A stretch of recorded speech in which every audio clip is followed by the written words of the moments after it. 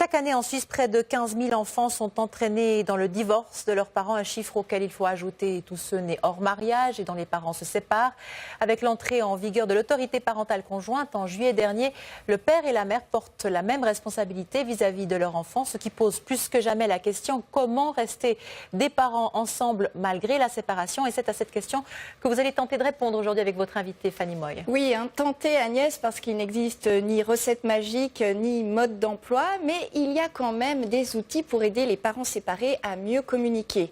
En Suisse, l'âge médian des enfants lors d'un divorce est de 10 ans et dans 30 à 50% des cas, la séparation de leurs parents est conflictuelle. Autant dire que pour de nombreux ex, rester des parents de manière sereine est un véritable casse-tête. Mais depuis peu, heureusement, il existe Easy2Family, une plateforme internet que vous avez créée, Charles Grossrieder.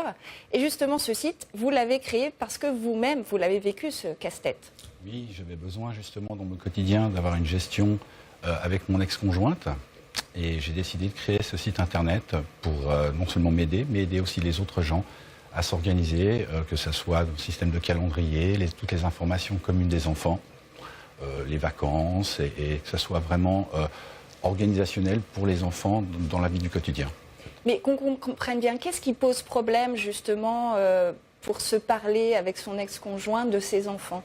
En fait, quand vous êtes séparés, divorcés, l'espace-temps change. Vous n'avez plus votre conjointe à côté de vous pour lui dire « mais tu n'oublieras pas d'aller chercher telle ou telle chose ». Donc en fait, c'est beaucoup plus facile à travers Internet d'avoir un outil qui est vraiment qui apaise les tensions et qui puisse justement aider à organiser le quotidien des enfants.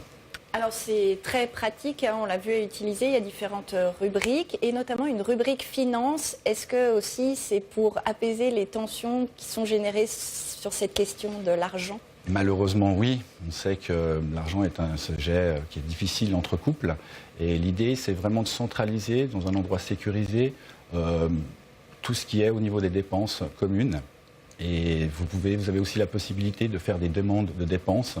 Exemple, pour Noël, j'aimerais acheter un vélo, est-ce que tu es d'accord de partager à hauteur de 50%, etc. Et vous avez vraiment de la transparence au niveau financier pour les couples.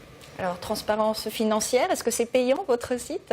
Oui, c'est 12 francs par mois, mais c'est gratuit pendant les 2 premiers mois, les temps que les gens se fassent la main et qu'ils soient contents du site. Et à partir de là, ils pourront payer, oui. Continuer à coopérer, ça semble facile à dire comme ça, mais dans la vraie vie, c'est parfois très compliqué, non ?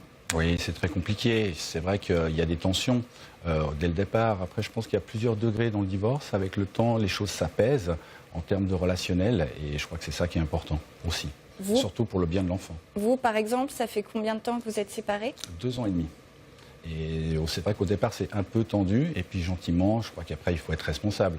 Quand vous avez des enfants, le plus important, c'est l'enfant. Donc il faut être intelligent à ce niveau-là, ça c'est sûr. Et finalement, peut-être que grâce à cette séparation, vous avez pu avoir un nouveau départ à travers ce site ? Oui, justement. Et puis, j'en suis heureux car ça parle aux gens et il y a de plus en plus de gens qui utilisent ce site et qui en ont besoin. Donc, les prochaines étapes pour le développement, il y a d'autres langues qui vont intervenir ? Oui, en fait, il est en français et à partir du début de l'année prochaine, on va partir sur la partie alémanique, et puis après en anglais et en italien. Et on voit, c'est vraiment l'enfant qui est au cœur du site. Est-ce que le danger, c'est pas aussi des fois perdre un petit peu le lien avec ses enfants si on n'est pas forcément en garde partagée ? Ce site permet de mettre des photos, des vidéos, on l'a peut-être pas vraiment Oui, effectivement, en fait, au-delà du fait qu'il y a un calendrier en commun, cette semaine c'est toi, cette semaine c'est moi, vous avez toutes les informations de vos enfants, que ce soit le nom des contacts, que ce soit au niveau médical, au niveau général. Vous avez vraiment toutes les informations des enfants, son groupe sanguin ou autre. Vous pouvez aussi partager des photos et vidéos avec les autres membres de la famille.